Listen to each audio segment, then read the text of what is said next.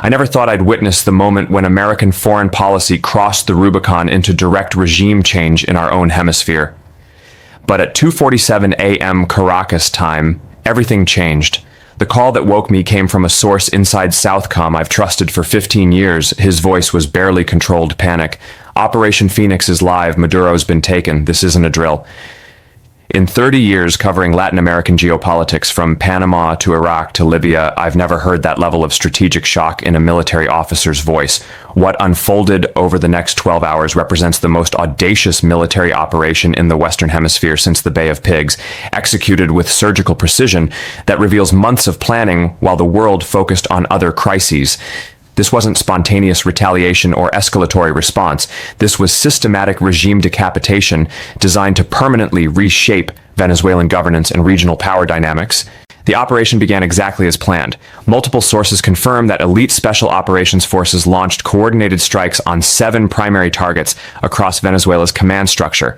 Fort Tiuna, the nerve center of Venezuelan military command, took direct hits that neutralized communication capabilities within minutes. La Carlota Air Base, adjacent to Miraflores Palace, was simultaneously struck to prevent any aerial escape or counterattack. But here's what makes this operation historically unprecedented: the extraction phase. While explosions rocked Caracas's military infrastructure, a separate team infiltrated the presidential compound and extracted Nicolás Maduro and his wife, Celia Flores, without firing a single shot. The operational sophistication suggests intelligence assets inside Maduro's inner circle provided real-time location data and security protocols. I've obtained preliminary after-action reports that reveal stunning details about the extraction methodology. The team responsible wasn't Delta Force or Navy SEALs, but a joint CIA military intelligence unit that's been operating in Venezuela for over 18 months. They didn't breach the palace by force. They walked through security checkpoints using credentials that indicate systematic penetration of Maduro's protection apparatus. Trump's social media announcement at 6:23 a.m. Eastern wasn't political theater or strategic messaging. It was operational confirmation that Phase 2 had succeeded beyond intelligence community expectations.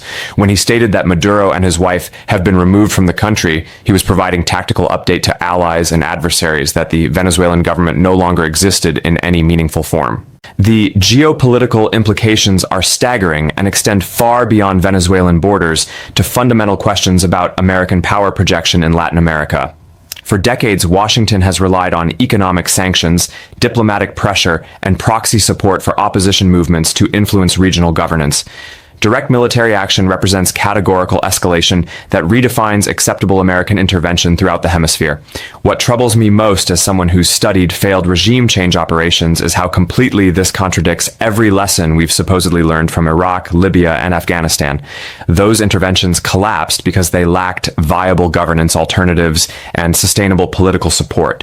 Venezuela faces identical challenges, but the Trump administration proceeded anyway with minimal congressional consultation or international coordination. The Venezuelan military response reveals how thoroughly American intelligence penetrated government command structures. When explosions began, standard protocols required immediate communication with regional commanders and activation of defense networks. Instead, confusion and paralysis dominated official responses. Multiple sources report that senior military officials couldn't contact each other because communication systems had been systematically compromised. Defense Minister Vladimir Padrino Lopez's public statements demonstrate government desperation rather than strategic coordination. His claims about U.S. invasion for energy resources and attacks on civilian populations follow crisis management scripts designed for external consumption. But internal military communications, portions of which I've reviewed, reveal complete command breakdown and uncertainty about operational continuity. The succession crisis now facing Venezuela illustrates exactly why regime change operations typically fail without comprehensive post-conflict planning. Vice President Delcy Rodriguez constitutionally assumes presidential authority, but lacks meaningful power base outside Maduro's patronage network. Military commanders face impossible choices between resistance against overwhelming American force and accommodation with uncertain political futures.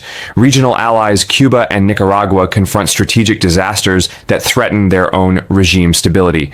Venezuelan oil subsidies and security cooperation represented economic lifelines that sustained both governments against domestic opposition and international pressure. Maduro's removal eliminates those relationships while establishing precedent for similar American interventions against leftist governments throughout Latin America.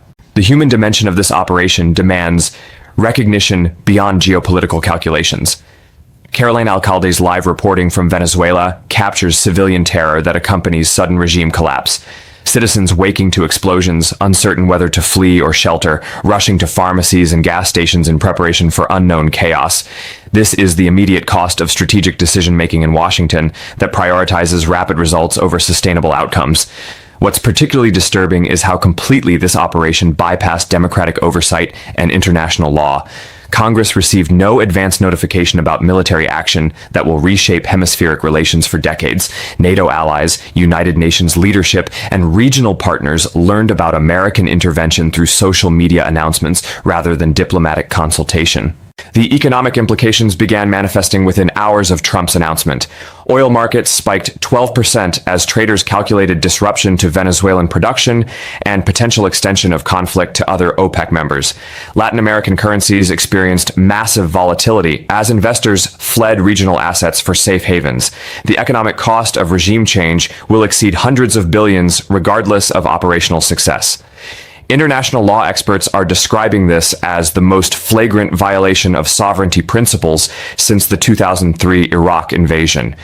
Venezuela, whatever its governance failures, represents a sovereign state protected by international law against external military intervention. American justifications about liberating oppressed populations or protecting regional stability lack legal foundation under UN Charter provisions. Chinese and Russian reactions reveal how completely this operation reshuffles global strategic calculations. Both powers have invested heavily in Venezuelan energy infrastructure and geopolitical partnerships that Trump's intervention eliminates overnight. Beijing's emergency Politburo sessions indicate recognition that American willingness to use military force for regime change extends beyond traditional spheres of influence to challenge great power competition directly. The domestic political implications within the United States are equally profound. Trump executed the largest military intervention since Afghanistan without congressional authorization, public debate, or media scrutiny. This establishes precedent for unilateral presidential authority over war and peace decisions that fundamentally alters American democratic governance. Opposition reaction in Congress reveals institutional weakness that enables authoritarian governance expansion. Democratic leadership expressed concern and demanded briefings while stopping short of constitutional challenges that presidential war powers require. Republican support remains predictably partisan despite obvious legal and strategic problems with unilateral military action. What makes this moment uniquely dangerous for American democracy is how completely foreign policy decision-making has been concentrated in presidential authority without institutional constraints. Trump's ability to order regime change operations, announce results through social media, and proceed without meaningful oversight represents systematic breakdown of checks and balances that founders designed to prevent exactly this kind of concentrated power. The intelligence community's role in this operation raises disturbing questions about accountability and democratic control over national security apparatus. Career intelligence professionals who enabled this intervention face congressional investigation, potential criminal liability, and institutional reputation damage. Yet they proceeded based on presidential authority that may lack constitutional foundation.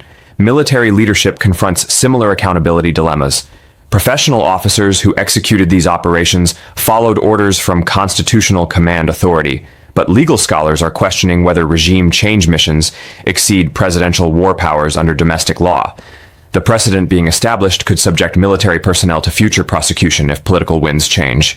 The propaganda dimensions of this operation deserve analysis beyond immediate tactical success. Trump's announcement strategy, social media first, press conference second, reflects understanding that information warfare matters as much as kinetic operations in modern conflict. Controlling narrative timing allows Washington to establish facts before opponents can organize coherent responses. Venezuelan government communications reveal complete failure to anticipate or counter American information operations. Official statements about U.S. aggression and energy theft sound reactive and defensive rather than strategic. Maduro's regime spent years preparing for economic warfare and diplomatic pressure while completely missing military planning that culminated in leadership extraction. The regional precedent being established terrifies democratic governments throughout Latin America. If Washington can eliminate Venezuelan leadership through direct military action, what prevents similar interventions against any government that challenges American interests? The message to regional partners is clear: accommodation with U.S. preferences or face potential regime change. Looking ahead, the next 72 hours will determine whether this operation represents tactical success or strategic disaster. Military victory means nothing without viable governance alternatives that can maintain stability and legitimacy. Venezuela's institutional collapse, economic crisis, and social fragmentation create conditions for prolonged conflict regardless of Maduro's removal. The humanitarian costs of regime change will mount quickly as basic services collapse, security deteriorates, and refugee flows increase. Neighboring countries already struggling with Venezuelan migration face exponential increases in population displacement. Colombia, Brazil, and regional partners lack capacity to absorb millions of additional refugees that military intervention will generate. International legitimacy for post-Maduro governance remains non-existent outside American sphere of influence. European allies, regional organizations, and major powers view this intervention as illegal aggression that violates sovereignty principles. Building sustainable government requires international cooperation that Trump's unilateral approach has systematically destroyed. The economic reconstruction challenge facing post-intervention Venezuela exceeds Marshall Plan requirements in complexity and scope. Oil infrastructure damage from military operations, institutional collapse, corruption, and international sanctions have created economic devastation that requires decades to address. American taxpayers face potential trillion-dollar commitments to prevent complete state failure. What I find most troubling about this operation is how completely it ignores every lesson from previous regime change failures. Iraq demonstrated that military victory without political planning leads to prolonged occupation and insurgency. Libya showed how leadership elimination creates power vacuums filled by extremist groups. Afghanistan proved that imposed governance lacks legitimacy without indigenous support. Yet the Trump administration proceeded with Venezuelan intervention while ignoring these historical precedents and expert warnings about post-conflict challenges. The hubris required to believe that Venezuelan regime change would succeed where previous interventions failed suggests dangerous disconnection from strategic reality. The intelligence preparation for this operation reveals systematic penetration of Venezuelan government that required years to establish.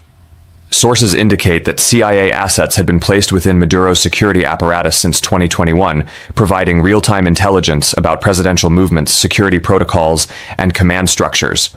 The operational success depended entirely on this human intelligence network that recent events have now exposed and destroyed. The economic warfare dimensions of Venezuelan intervention extend beyond immediate military costs to fundamental questions about dollar hegemony and international financial stability. Maduro's removal eliminates a government that had been actively challenging American monetary dominance through alternative currency oil sales. Regional partners will interpret this intervention as warning against deviation from dollar-based trading systems.